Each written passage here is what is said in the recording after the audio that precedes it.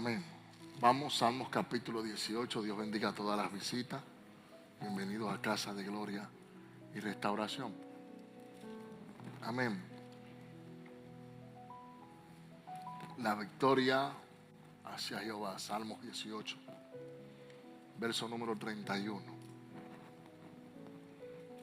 Cuando lo tenga, grita amén conmigo. Porque ¿quién es Dios si no solo Jehová? ¿Y qué roca hay fuera de nuestro Dios?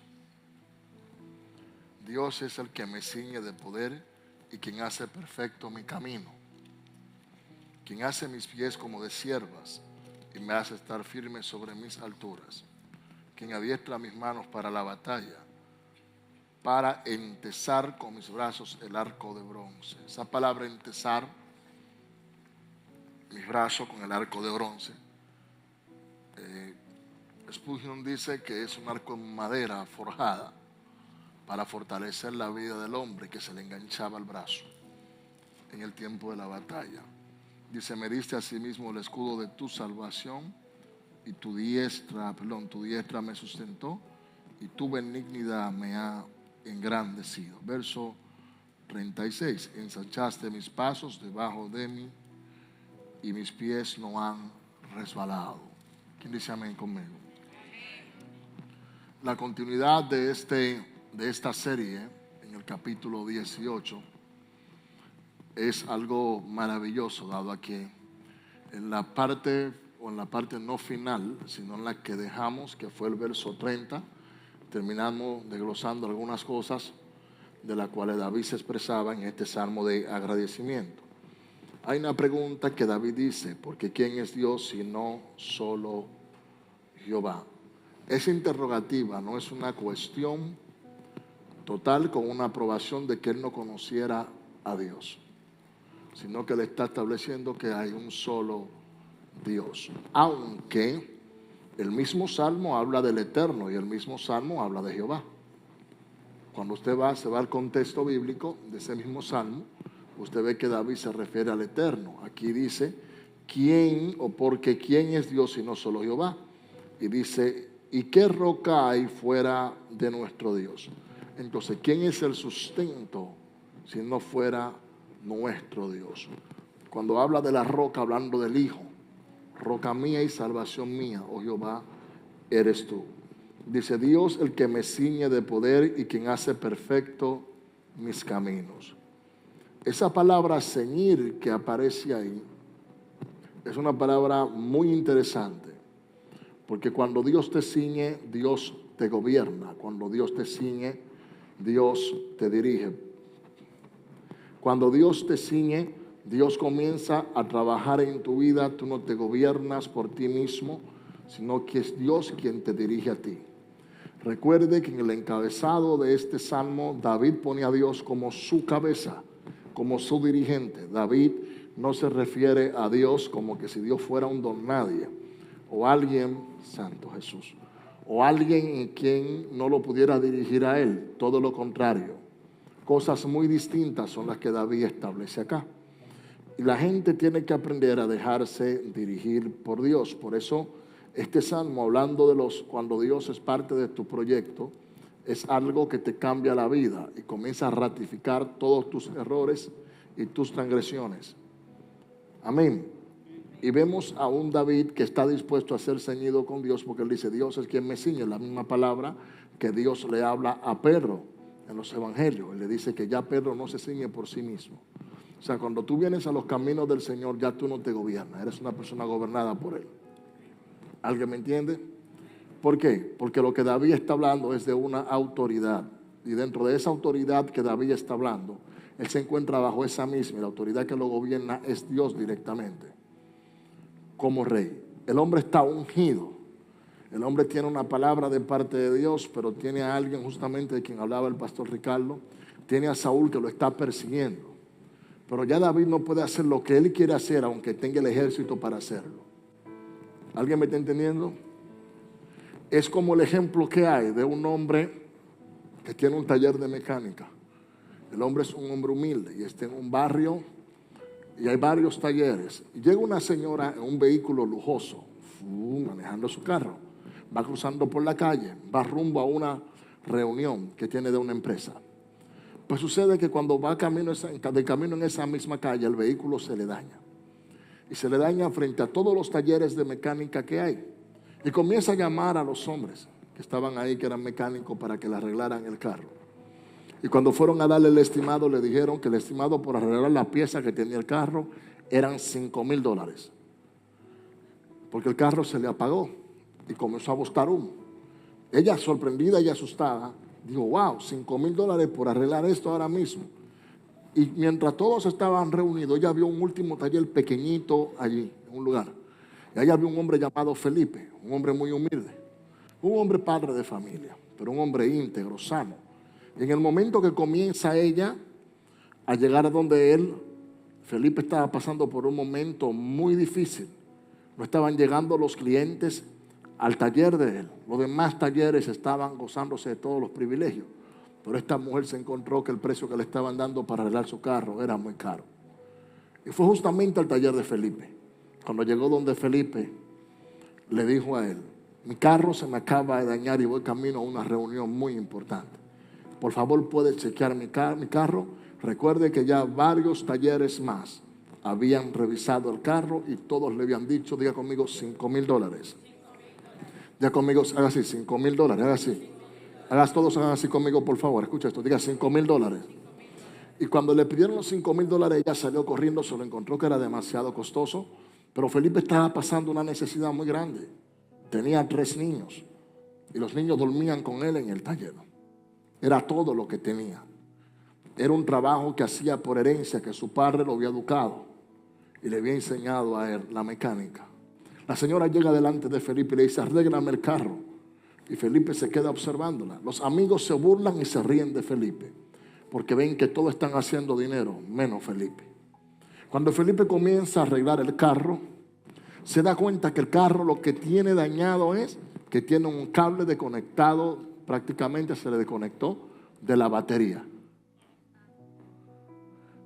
Y cuando vio el problema, que era un cable que se había desconectado de la batería y había hecho un cortocircuito, agarró, buscó unas herramientas, ajustó el cable, lo puso para atrás, lo miró, lo limpió y le dijo: encienda, le dio la llave. Y ella encendió el carro y el carro comenzó a funcionar bien. Felipe tomó, cerró el bonete del motor del carro. Cuando ella le dijo: ¿cuánto es? Felipe le dijo: $5. La mujer, sorprendida, le dice: $5. Él le dice: sí, son $5. En ese preciso momento la mujer se queda observándolo y saca $1,000 para dárselo de propina a Felipe. Felipe la mira y le dice: no se lo puedo aceptar. Ella le dice: no, pero es una propina. Y él le dijo: yo cobro por mi trabajo. Ella se quedó observándolo y le dijo: pero es una propina que te estoy dando porque hiciste un trabajo así como ese. Y te estoy regalando $1,000 porque todos los demás me cobraron $5,000. Los amigos, viendo la acción de Felipe, que no le aceptó los $1,000, comenzaron a burlarse de él. Felipe tomó los $5 y se lo echó en los bolsillos. La mujer guardó silencio, se subió en su carro y se retiró. ¿Dónde vivía Felipe? ¿Cómo era el taller? ¿Con quién vivía? Cuando la mujer se retiró, pasaron los días y de repente viene un convoy de carros de lujos. Todos los carros de lujo se acercan frente a frente al taller que tenía Felipe. Felipe sale asombrado hacia afuera y ve a la mujer que se desmonta de un vehículo, de unos que llegaron en el convoy, muchos carros lujosos. Y la señora va donde Felipe, le dice: Felipe, hoy quiero agradecerte por algo.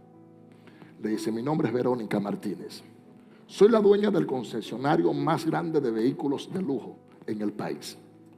Salí a buscar una persona íntegra para que me diera y fuera mi socio, me ayudara a continuar con esta gran labor que tengo empresarial. Dijo: no buscaba solo un mecánico, sino que buscaba un hombre íntegro. Le dijo: desde hoy eres mi socio y eres el hombre que vas a dirigir todo el concesionario. El área, la parte mecánica, va a ser dirigida por ti, tú eres mi socio. Y le dijo: este lugar lo vamos a destruir y aquí vamos a poner una universidad y va a ser el lugar de aprendizaje para los nuevos mecánicos que van a llegar a la empresa.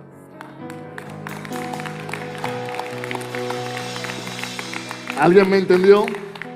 Moraleja de la vida: si a Felipe lo hubiese ceñido la vanidad, la ambición, Felipe también hubiese perdido como los demás hombres. ¿Alguien me entendió?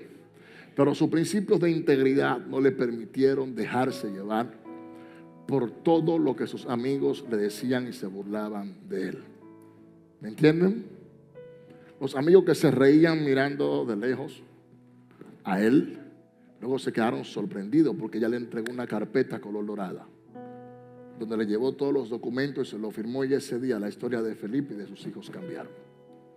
Cuando te dejas ceñir por la integridad y por lo que Dios ha puesto en tus manos, nada te sorprende. Aprendes a caminar conforme a la voluntad del Padre. Como decía el pastor Ricardo, cuando te dejas dirigir por Dios en Gilgal y espera, la recompensa es grande de parte de Dios, porque hay un movimiento, un círculo, que aunque tú aparentemente no te estás desarrollando, te estás ejercitando en ese Gilgal.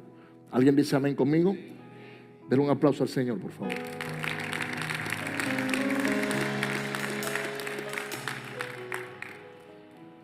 Luego de esto le dice: quien hace mis pies como de siervas y me hace estar firme sobre mis alturas, quien adiestra mis manos para la batalla, para entesar con mis brazos el arco de bronce. Me diste a sí mismo el escudo de tu salvación, tu diestra me sustentó y tu benignidad me ha engrandecido. Quien hace mis pies como de siervas. Yo tengo un mensaje que se llama El Siervo. Hace muchos años lo prediqué, hablando de la mansedumbre del siervo, que es el animal que se reposa frente al río y se mira a sí mismo y se agrada cuando se ve.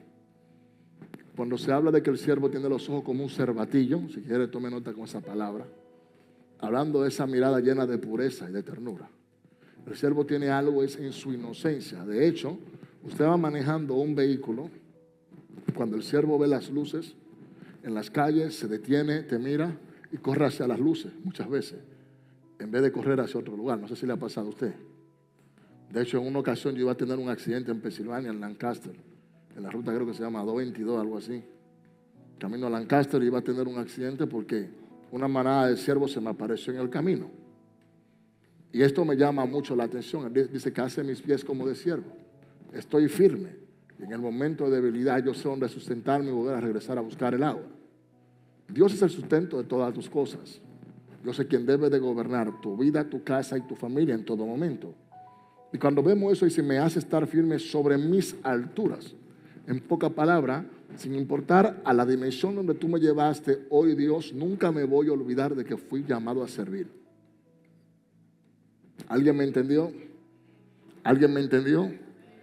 Entonces, cuando tú no te olvidas, sin importar la posición donde Dios te pone, que tu llamado es servir, Dios comienza a engrandecerse en tus alturas. El problema es cuando llegas a las alturas y te quedas solo. No sé si alguien me entendió. Cuando llegas a las alturas y entiendes que ya todo lo que tú querías lo has logrado, lo tienes, es tuyo y es basado en tu propia fuerza. En una ocasión una mujer está con su esposo. Tienen un niño muy hermoso, una familia bella.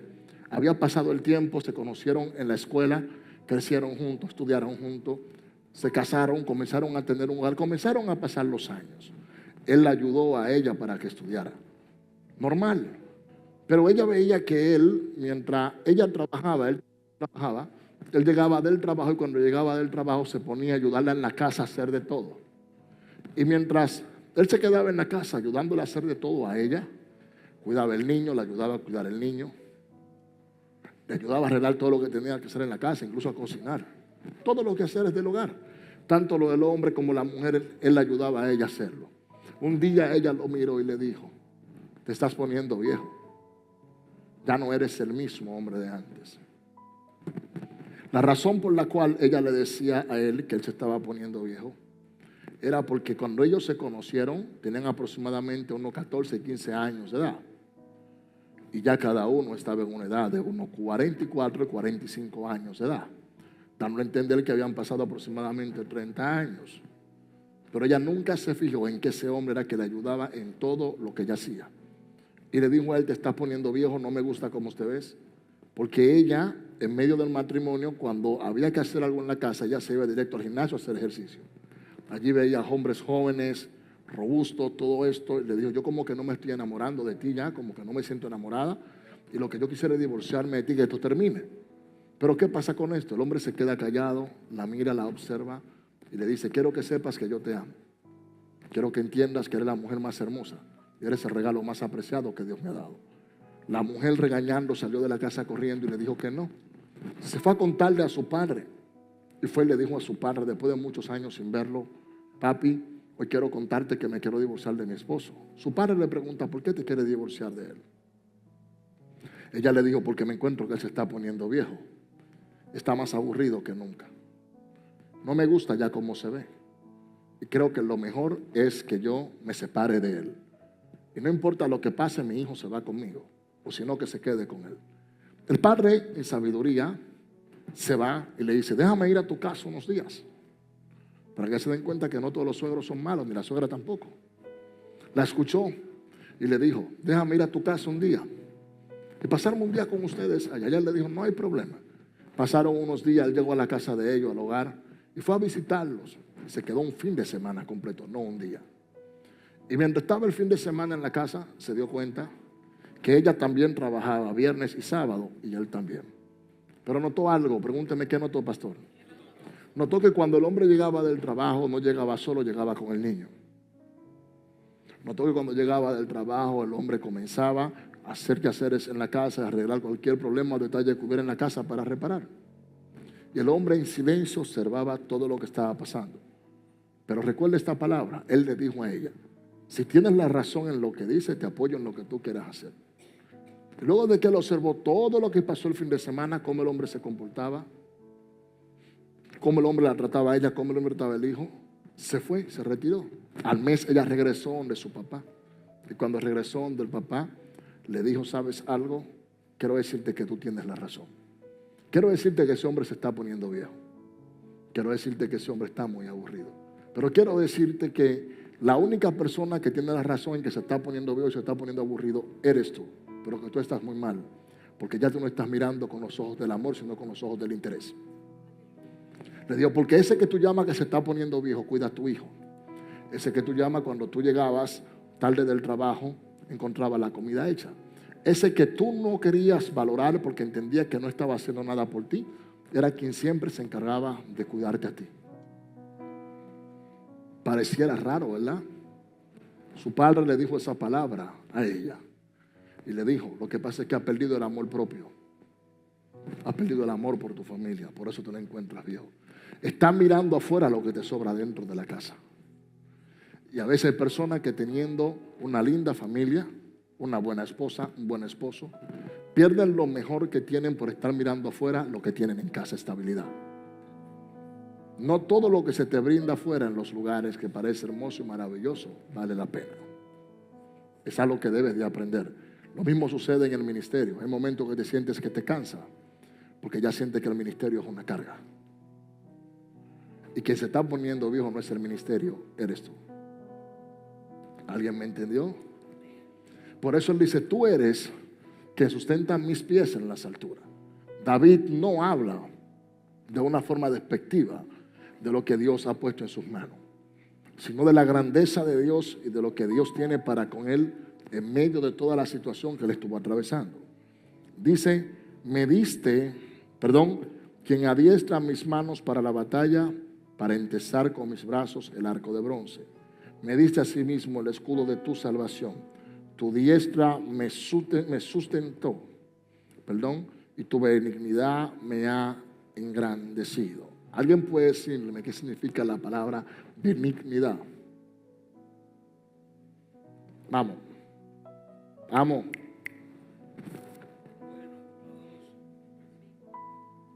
Alguien puede decirme, acá lo tengo, mire. No es que no sepa lo que significa, aquí tengo todo por escrito. ¿Qué significa benignidad? Búsquelo ahí. Alguien búscalo en hebreo y otra persona en griego. Escuche esto bien. Rápido, busque la palabra etimología. La etimología de la palabra benignidad. ¿Alguien puede decírmela? Tiene un minuto para que busquen su buscador. Etimología de la palabra benignidad. Escuche bien. ¿Quién la tiene?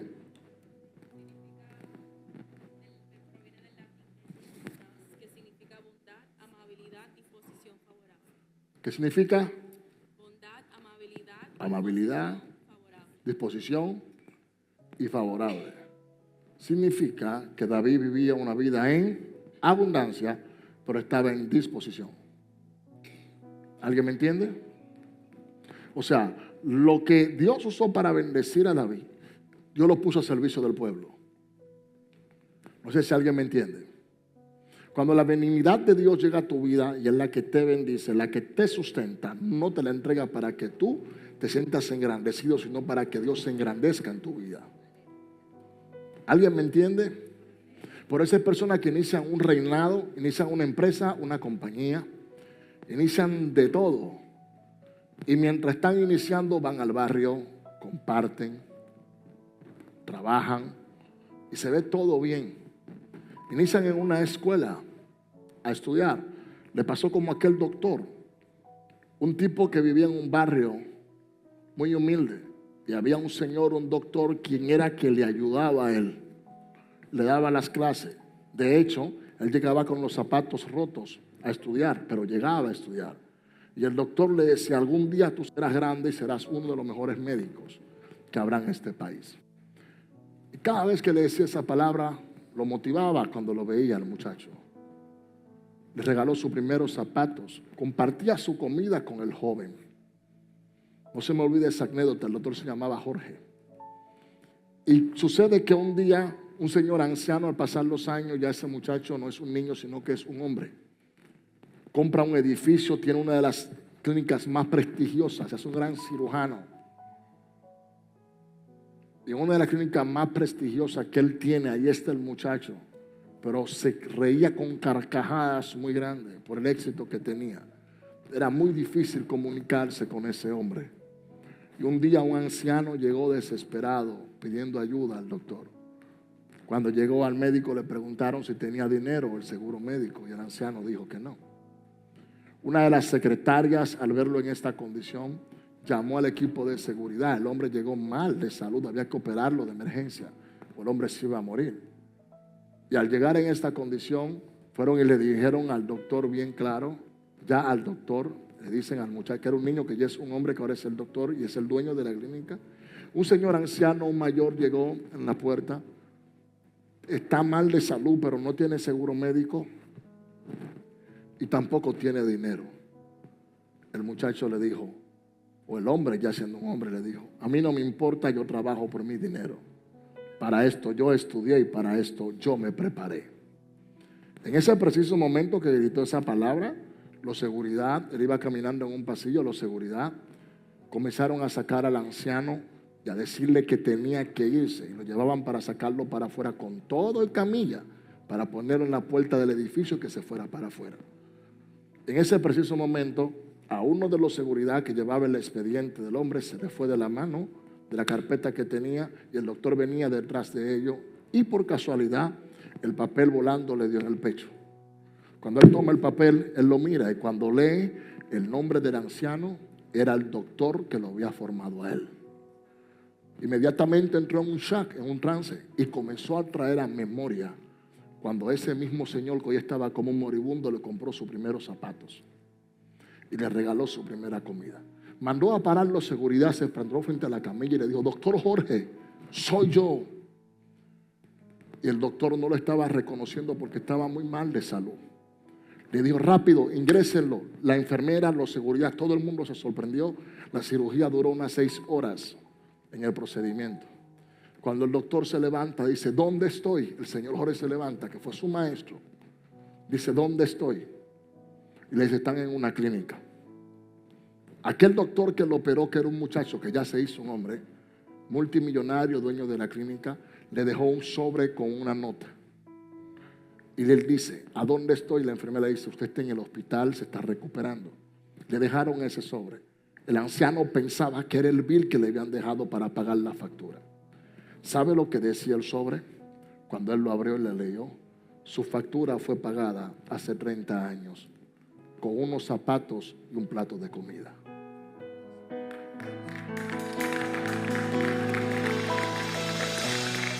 ¿Alguien me entiende?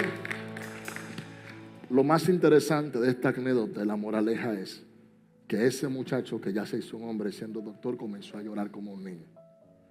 Porque comenzó a llorar porque se acordó de cuando no tenía zapatos y llegaba con los zapatos rotos, cuando no tenía para comer y llegaba a aquella escuela para estudiar. Y ese señor fue quien le regaló sus primeros zapatos y le dio su comida para que comiera. A veces en la vida se nos olvida cuando estamos en las alturas del lugar de donde venimos. Cuando conseguimos 2 pesos no creemos que somos mejores a los demás. Cuando entendemos que ya tenemos una mejor posición, muchas veces hacemos a un lado a la gente que en su momento estuvieron con nosotros desde el inicio y creyeron en nosotros cuando ninguno teníamos nada. Y de ese tipo de cosas la cual tú tienes que guardar tu corazón. Sin importar qué tan alta sea la altura donde tú estés. Que la benignidad de Dios te bendiga, tú estés a la disposición para ayudar a otros con lo que Dios ha puesto en tus manos. ¿Alguien me entendió? ¿Alguien me entendió? Y David reconocía que la benignidad de Dios estaba tan grande sobre su vida que aunque tenía la oportunidad de hacer algo, no lo hizo.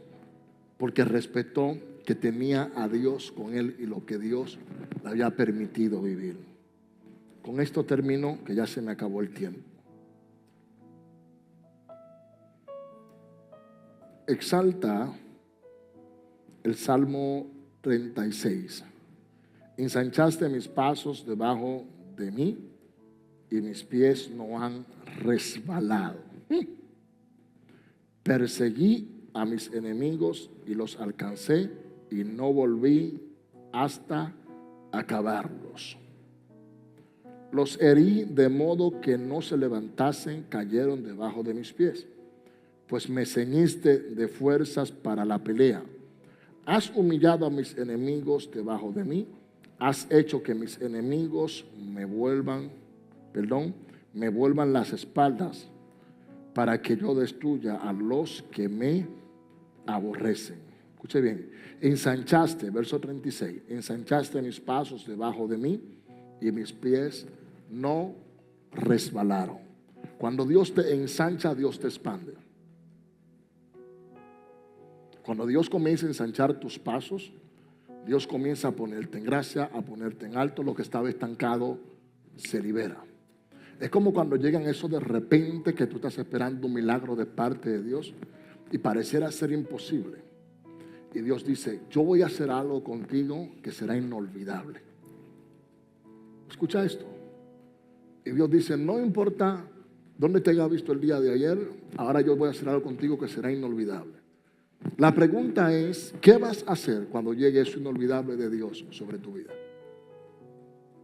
¿Cómo vas a actuar? ¿Cómo te vas a comportar? David entendía en ese salmo que ya su mayor enemigo no era Saúl quien lo perseguía. Que para él cantar victoria, él tenía que vencerse a sí mismo. Vencer sus propios miedos, sus propios temores, sus batallas internas mentalmente. Esas que en un momento dado le acusaban. Pero ¿sabe qué es lo interesante de esto? Que cuando David se ve con tanta grandeza, se afirma en Dios y dice, no permitiste que yo resbalara. ¿Por qué no permitió? Porque David no se llenó de arrogancia. David no se creyó la película que muchos de nosotros nos creemos. Somos tan profesionales en algo que si no lo hacemos nosotros, no se va a hacer. ¿Alguien me entendió? ¿Alguien me entendió? Es como el que dice, yo soy DJ y yo lo que sé poner un DJ, ¿qué es lo que hace un DJ? ¿Poner qué? ¿Qué es lo que hace un DJ? ¿Poner qué? Y dice, no hay ningún otro DJ como yo, y cuando yo pongo la música todo el mundo llega, todo el mundo baila, todo el mundo disfruta, pero si yo no pongo la música la gente no baila. ¿Alguien me entiende? Entonces cuando tú haces eso te comparas con otros siendo tú bendecido. ¿Alguien me entendió? Y David dice, me engrandeciste y yo no resbalé. ¿Por qué? Porque me pusiste un poco más alto que a Saúl en un momento dado. Y estando en la grandeza que estuve, procuré no resbalar. Porque si yo resbalan los demás conmigo, los que vienen detrás de mí. No sé si alguien me entiende. Entonces, la grandeza Que lo que Dios pone en tus manos no es un impedimento ni una piedra de tropiezo para tú conservarte humilde. No. Déjame ver si se la vuelvo a dar para atrás. La grandeza de Dios, cuando Dios inicia a bendecirte, no es un tropiezo para que pierdas la humildad. ¿Alguien me entiende? ¿Alguien me entiende? Por eso es que, escucha esto, por eso es que a exceso de éxito, dije excesos de éxito, cuando ya es muy sobreabundante el éxito en tu vida, si tú no guardas tu corazón, hay una carencia de vanagloria que te va a gobernar. ¿Alguien me entendió? ¿Por qué?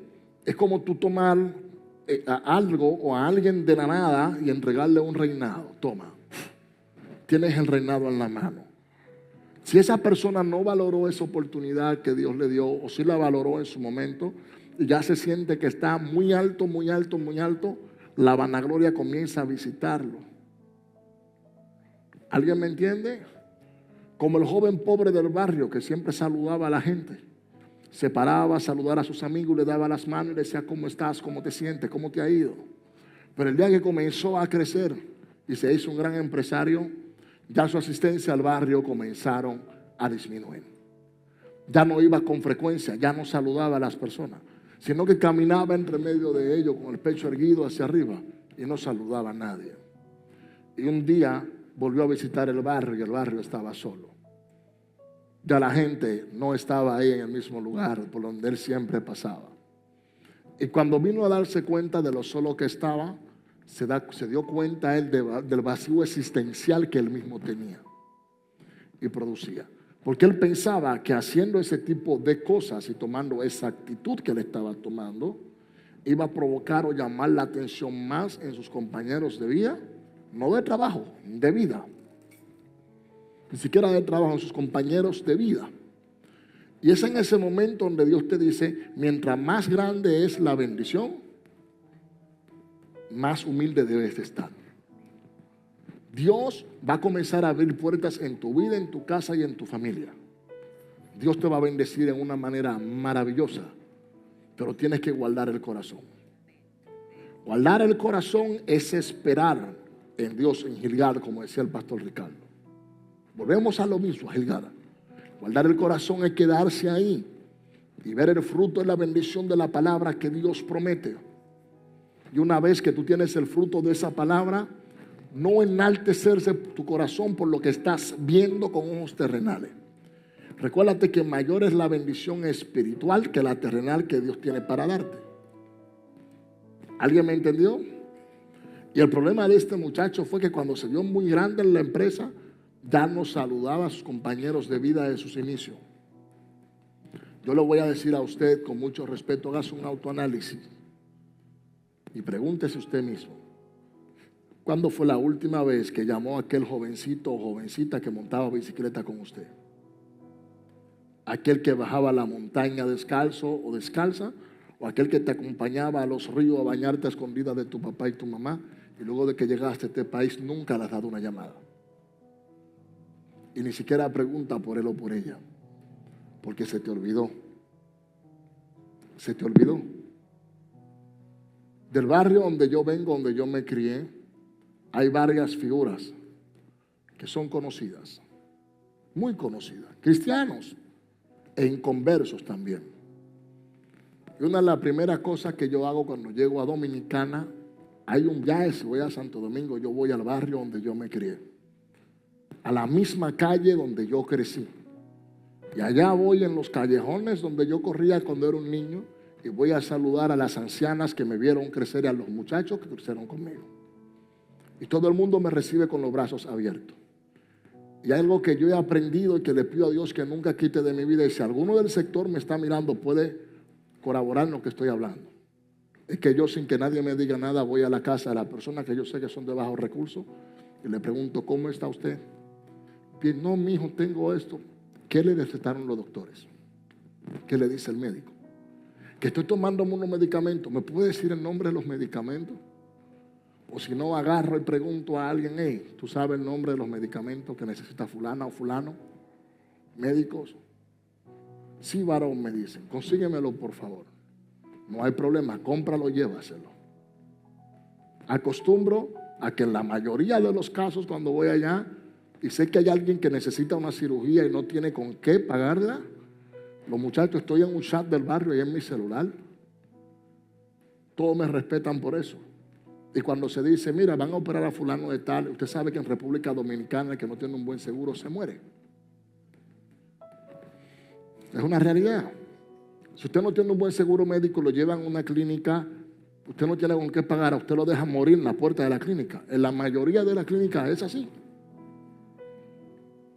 Y me tomé el atrevimiento yo mismo y me dije, yo me voy a hacer responsable en algunas cosas. Cuando alguien del sector, de la calle donde yo me crié, yo sepa que es verdad, que tiene una necesidad y hay que hacerle una cirugía, que es emergente, yo puedo ayudarle con un medicamento, yo se lo cubro, nadie tiene que saberlo. Tengo 2 personas asignadas para eso. Y desde que pasa algún problema, varón, ¿cómo está usted? Dime, negro, Dios te bendiga. A fulano hay que operarlo. O a fulana hay que operarlo, no es para comprar la medicina fulana de tal. Pregúnteme qué usted hace con eso, pastor. 2 cosas, no me olvido de dónde salí. Y número 2, el que da al pobre, a Dios le presta. Y a ti, $50, $100 no te van a hacer ni más rico ni más pobre en este país.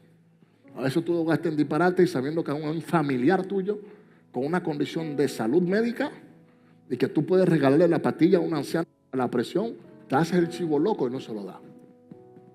Sé que este tipo de mensajes a veces no nos gustan porque nos confrontan. En ocasiones tienen que rogarte en tu familia para que le compre una receta a tu propio abuelo, tu abuela, tu papá, tu mamá, un tío, que se lo compre fulano. ¿Por qué todo es conmigo? Porque a ti que Dios está bendiciéndote. Si a Dios no le interesara que eso llegue donde ti, Dios no permite que te lo digan. No lo mires como una carga, míralo como una bendición. Porque hoy esa persona, tiene una necesidad allá, pero mañana la puedes tú tener aquí. ¿Alguien me entendió? Entonces, que las alturas, que la grandeza que tú veas terrenalmente no te hagan olvidarte dónde saliste. Pastor, ¿y qué es lo que usted está diciendo? No importa, hermano, vaya y salude a la gente que lo vio crecer. ¿Qué? La fama no sirve. Y es que yo soy famoso, yo no tengo ya que ir para allá porque yo cambié de estatus. Espérate. ¿Qué tú haces con cambiar el estatus? O estás como la joven, que a un joven lo llevaron para trabajar, era hija de un millonario, y a un joven lo llevaron para trabajar a su casa. Y el joven le declaró su amor a ella.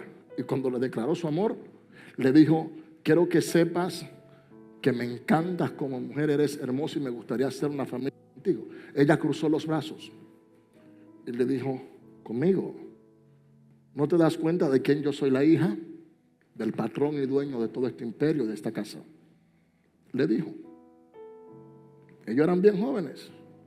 Y él le dijo, sí, yo sé de quién tú eres. Ella con los brazos cruzados le dijo, tu salario no me alcanza ni siquiera para yo pagar mi semanal de ir al salón.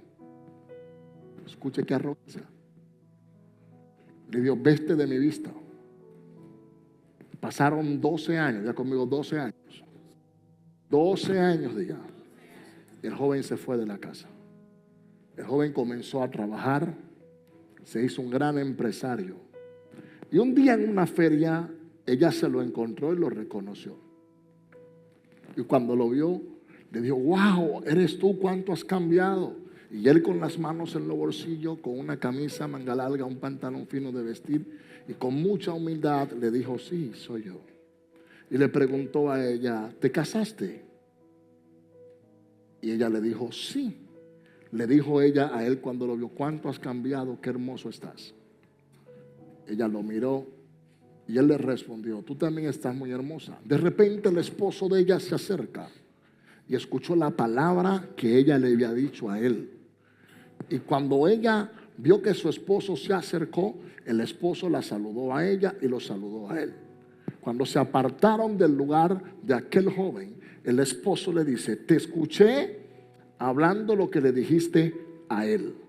Ella sorprendida le dice, no, es que lo conozco desde hace mucho tiempo.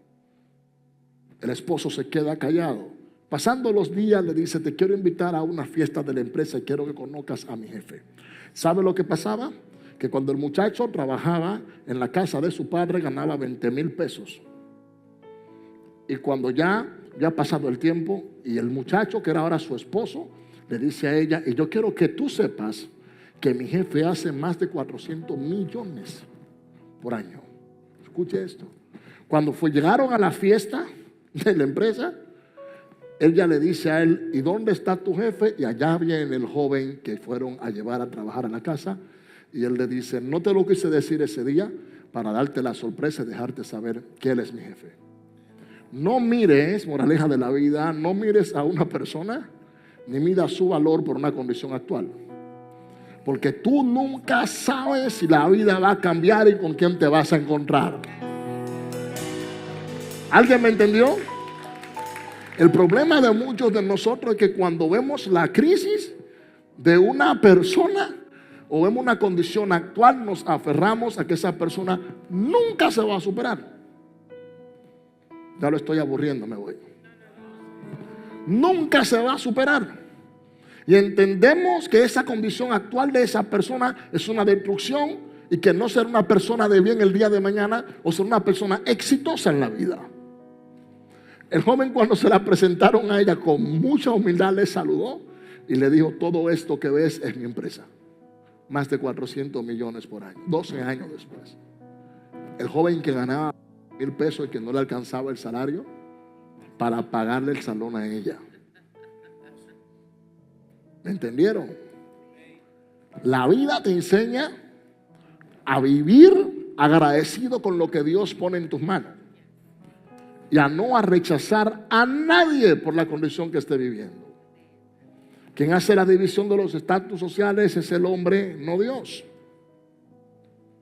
Quien provoca que la gente mire a otro con indiferencia es el hombre, no es Dios. Y David tenía esto muy claro, porque más adelante él dice en el verso 37, perseguí a mis enemigos y los alcancé. Y luego dice lo siguiente, y no volví hasta acabarlos. ¿A quién él persiguió? ¿A quién él persiguió? Y luego que él hizo, lo alcanzó. Pero dice que no volvió hasta. ¿Por qué David dice y no volví hasta acabarlos? Porque David primero tenía que destruir esa sed de venganza o esa impotencia que en un momento dado lo persiguió, lo atormentó por causa de la persecución de Saúl, antes de volver a ver a Saúl. Primero se destruyó a sí mismo, puso por el piso su voluntad, lo que él quería para agradar a Dios. Sometió su pensamiento, lo que él quería hacer, su proyecto, sus planes personales y terrenales, para que el proyecto de Dios se pudiera cumplir en su vida. ¿Alguien me entiende? Dice, los herí de moda que no se levantasen, cayeron debajo de mis pies.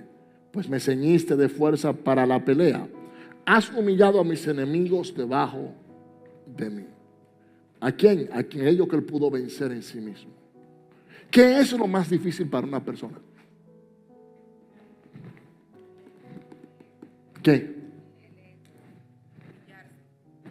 ¿Cómo? ¿Qué más? Vamos, hable, dígame, le estoy preguntando, estamos estudiando. Someter a la voluntad, someter a la voluntad de Dios. ¿Qué más? Pedir es lo más difícil que le toca a un hombre. Mire, hay gente que prefiere agarrar una pistola y vaciarle un peine encima de plomo a una gente antes de pedirle perdón. Porque entienden que el día que piden perdón están acabando consigo mismo. Y David dijo, yo vencí a mis enemigos, lo que yo llevaba por dentro. Puse por estrado, puse a tus pies mi voluntad, oh Dios. Por eso cuando él ve a Saúl, le dice, yo tuve la oportunidad y no me atreví. Hello. La grandeza tuya, la grandeza mía en Dios no está en tú tener la razón o no tenerla. Es en vivir en paz con Dios. Eso es lo importante. Y cuando tú tienes paz con Dios, porque tú tienes paz con tu prójimo y contigo mismo. Y David habla de eso. David dice, yo pude vencer a mis enemigos y no volví hasta acabarlo, hasta acabar con mi pensamiento, hasta acabar con lo que me atormentaba, porque yo no hacía nada regresando para reinar si yo no estaba sano. ¿Alguien me entendió? ¿Alguien me entendió? Es como que si yo voy a ministrar con el alma herida, si ministro con el alma herida y no hago una diferencia entre mis pensamientos, mi voluntad, el alma, lo que me dice el alma y la voluntad del Padre, voy a hablarle de mis heridas. ¿Alguien me entiende? Entonces, cuando David habla de esta forma, él dice, yo lo pude vencer. Porque la victoria más grande de David fue vencerse a sí mismo. No demostrarle a Saúl y al pueblo que en sí él era el hombre que había matado a Goliat. El triunfo más grande de David no fue Goliat en realidad. Fue el pretexto que Dios utilizó para llevarlo al reinado. Escúcheme, el triunfo más grande de David siempre fue reconocer que sin Dios él era nada. ¿Alguien me entiende? ¿Ustedes me están entendiendo todo? Que sin Dios él era nada. Cuando aprendes a reconocer que sin el Espíritu Santo de Dios tu vida no tiene sentido, entonces Dios comienza a traerte fructificación en la vida. ¿Me entendieron? Y Dios siempre ha estado presto para bendecirnos. Lo que no estamos dispuestos a recibirla somos nosotros. ¡Yujú! Pastor, ¿cómo usted dice que yo no estoy presto para recibir la bendición de Dios? No. Porque tú no estás dispuesto a ser crucificado. ¿Me entendieron? Un día un clavo de acero tiene una conversación con un martillo. El martillo golpeaba al clavo y el clavo de acero un día le dice al martillo, ¿por qué me golpeas tanto? Le pregunta el clavo al martillo. El martillo le dice, porque si yo no te golpeo, tú no entras y llegas a hacer lo que tú tienes que hacer. Y un día el clavo le dice al martillo, ¿tú no te cansas de golpearme? El martillo le dice, duele, pero eso te llevará a darte cuenta de la estabilidad que tú puedes lograr tener en las cosas y el fundamento que eso va a tener. Si usted agarra un clavo, tiene dos maderas, la unifica y la amarra, se puede aflojar. Pero si usted le pone un clavo bien puesto, tiene que golpearlo. Y ese clavo que es golpeado por el martillo, una vez está adentro por completo, es lo que da sostén, lo que sostiene esa madera y cumple con su trabajo. Las bendiciones que Dios tiene para ti te van a doler, pero son necesarias. Hello. ¿Por qué? Porque a veces cuando tú estás martillando, no sé si a alguno de ustedes le ha pasado que está martillando un cable, el cable como que se dobla, ¡pah! Usted le da para enderezarlo. Y después de que lo endereza, le deja de darlo, le sigue dando. Así mismo son los procesos en la vida. Te da y cuando vas por mitad sientes que te va a doblar, ¡pah! Dios viene y te da de nuevo. No, enderezate porque tú tienes que entrar para allá. Porque tú tienes que tener firmeza en lo que tú eres y lo que tengo para contigo. Y aunque tú digas, Dios mío, pero me duele, ¿por qué tú permites esto? Es que esto es necesario para que tú puedas hacer lo que yo quiero que tú seas. Hello. Para que tú puedas hacer lo que yo quiero que tú seas. Nada en la vida que no tenga valor va a doler. Cuando a ti te ponen las cosas muy fácil, ten cuidado con eso. ¡Yujú! ¿Alguien me entendió?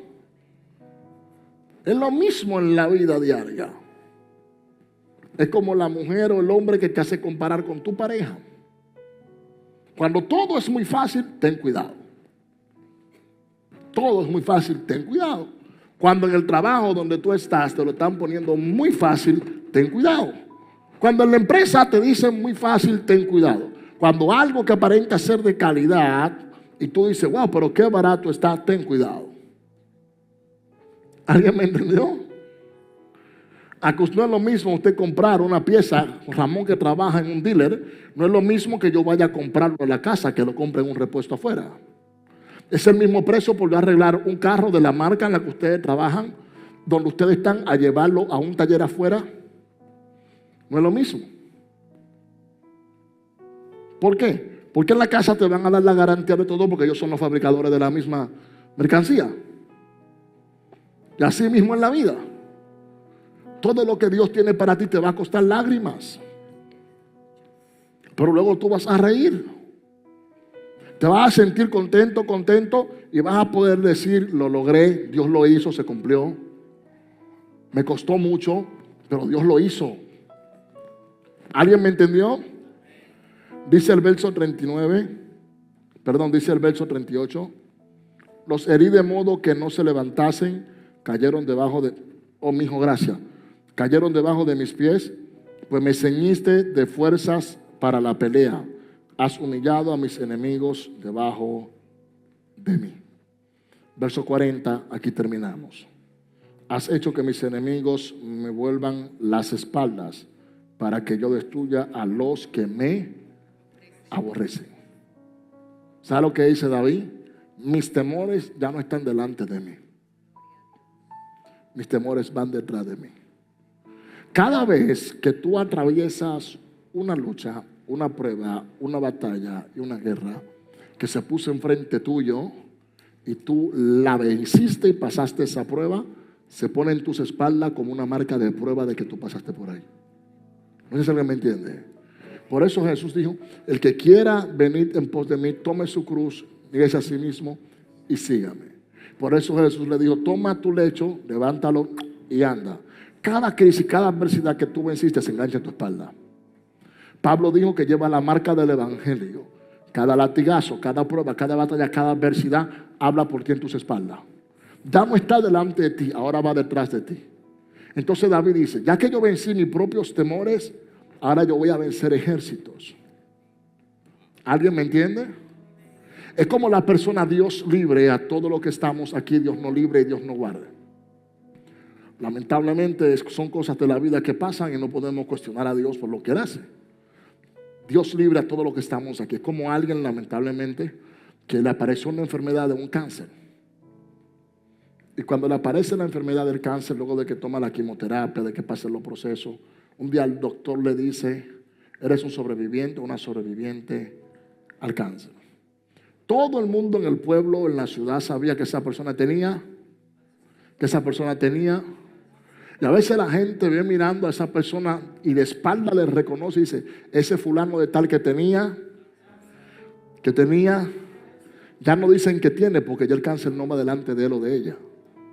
Ahora dicen que tenía. Porque solamente se quedó con la marca de algo que un día quiso matarlo, pero que hoy se convierte en su mayor testimonio de vida.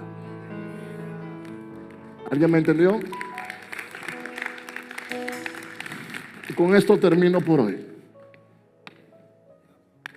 La vida, 41 no quedamos. Los otros 10 se los doy el viernes. La vida te ha premiado tanto, te ha bendecido tanto Dios, que tienes que vencer esos temores que llevas por dentro.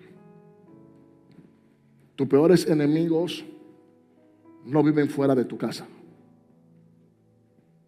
Escucha bien. Tus peores enemigos no están en el trabajo, no están en la universidad, no están en la escuela. Tu peor enemigo está en ti. ¿Por qué? Porque tu peor enemigo te susurra a los oídos, te habla, te llama incapacitado, te dice inútil, te dice que eres una persona que no tiene aprobación ni con Dios ni con nadie. Tu peor enemigo te dice, nunca vas a aprender a hacerlo. Tu peor enemigo te habla a la conciencia, ese alter ego del mal que te dice, otro lo puede hacer mejor que tú. Mentira. Tu peor enemigo siempre va a tratar de lastimarte espiritualmente. ¿Y sabe qué es lo único que hace el enemigo para alimentarlo? Pregúntele qué. Manda dardos. Dardos. Si uno envía un pensamiento, pone a alguien a que diga algo de ti, que tú lo escuches, sea verdad o mentira y que tú te lo creas. Entonces ahí viene la guerra contigo mismo. Y si es así, él tiene razón, ella tiene razón. A veces te pone pensamiento en ti misma, en ti mismo, que te hacen devalorizarte. ¿Alguien me ayuda con esto? Subirlo. Denle un aplauso al Señor.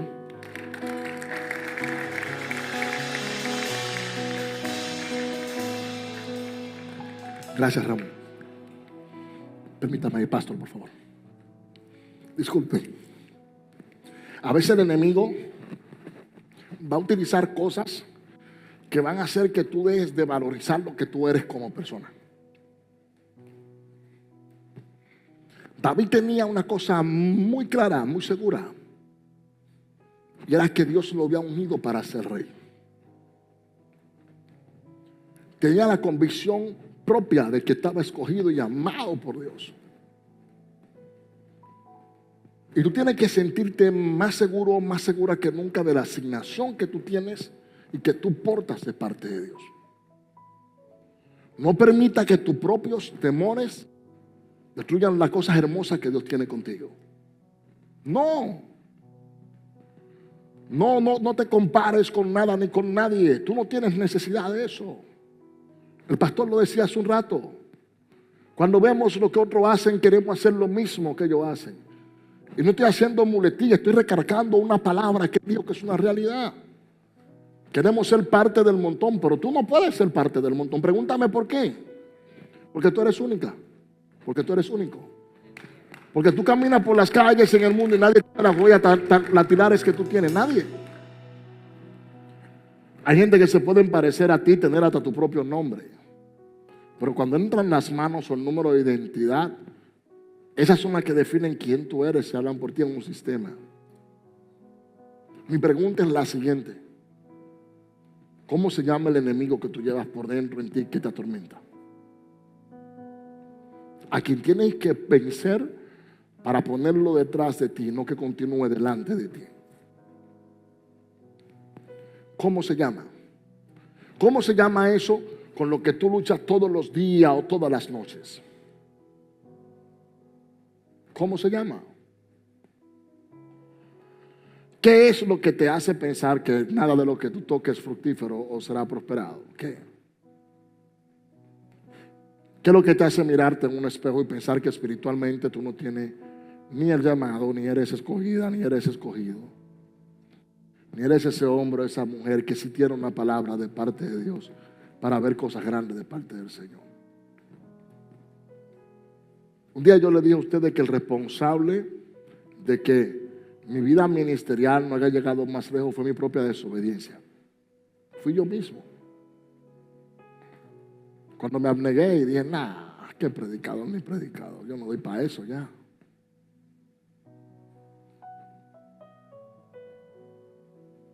Pero el fuego del Espíritu Santo me quemaba por dentro. Y podía estar donde estaba y llegaba un momento que miraba a los muchachos en un lugar y yo me veía predicando en una tarima. ¿Por qué? Porque es una asignación con un destino inquebrantable. Y a veces no es culpa de Dios. Yo no puedo responsabilizar a Dios ni a nadie por cosas que llegan a mi vida y que yo no pongo de mi parte para vencerlas. ¿Sabe por qué? Porque el enemigo al cual tú y yo nos enfrentamos no es un enemigo victorioso, es un enemigo derrotado. En la ley de gravedad, en la ley de la vida, le preguntaban a cada artefacto, incluyendo la arena y el viento, a quién era más fuerte. Y cada uno de ellos decía quién era más fuerte que cuál. De hecho, hasta al hombre llegó un momento dado que le preguntaron. Cuando se presentó frente a una muralla y a la muralla le dijeron, ¿quién es más fuerte que tú? La muralla respondió al hombre. Y cuando la muralla dijo el hombre, la persona le preguntó a la muralla, ¿y por qué tú dices que el hombre? Dice, porque el hombre me puede hacer huecos y me destruye. Cuando fueron a preguntarle al hombre, ¿y quién es más fuerte que tú? El hombre le dijo la muerte. Y la muerte se veía reinando y un día encontraron a la muerte sentado en el trono, el día que llegó el momento de su interrogatorio. Y le preguntaron a la muerte, sentado en su silla en su trono, señora muerte, ¿quién es más fuerte que usted? agachó la cabeza. Con mucha tristeza y dolor dijo: yo era la más fuerte hasta un día que llegó Él. Él que estando en una cruz murió, al tercer día resucitó. Él que me venció y que yo no encontré aguijón para azotarle, porque venció todos los reinos. Su nombre es Jesús de Nazaret.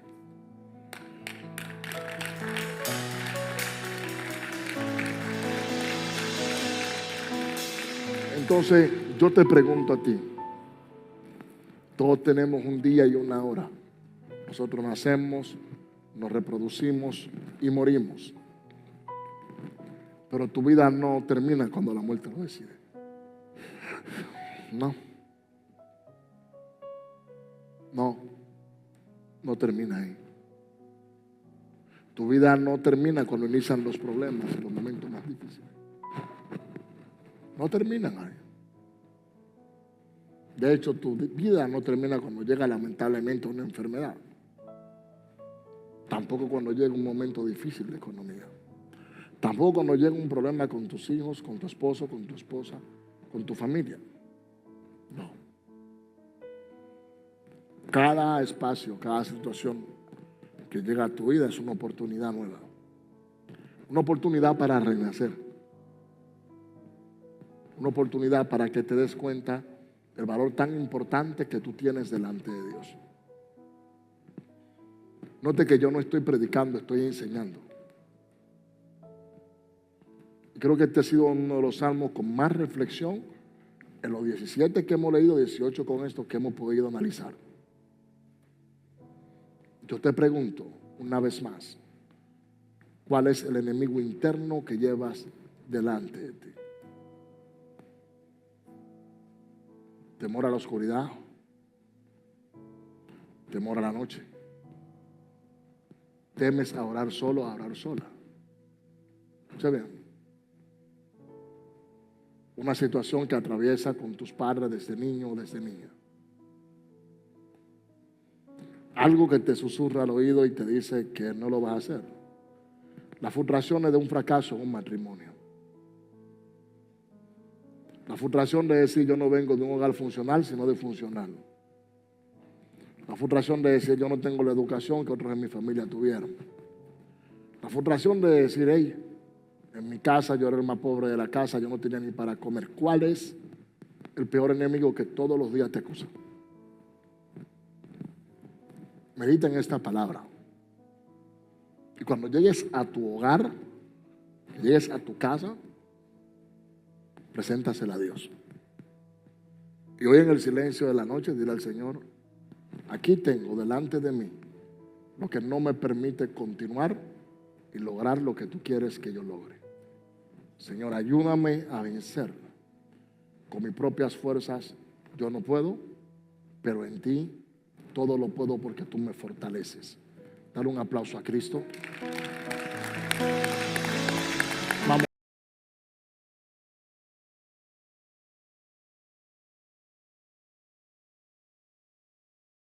Prepárate para vivir la experiencia que marcará tu vida. Llega Cabot 2026, la gloria que transforma. Un congreso que año tras año ha encendido los cielos desde Iglesia Casa de Gloria. Pero este 2026 nos trasladamos a NG Park en Newark, New Jersey. 18, 19, 21 y 22 de marzo. 4 días de gloria, palabra profética, milagros, adoración y un mover sobrenatural. Con los exponentes Profeta Hernán Acosta, Apóstol Santiago Ponciano, Profeta Ángel Martínez, Profeta Gilberto Luis, Pastor Otoniel Font, Pastor Israel Barreto, Profeta Emmanuel García, Apóstol Amador Valenzuela y el Apóstol Miguel Grullón.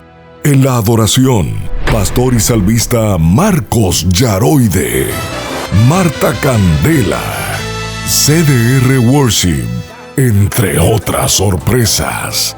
Regístrate ahora, www.congresocabot.com. Y si quieres ser patrocinador, llámanos al 551-556-7873. Te esperamos.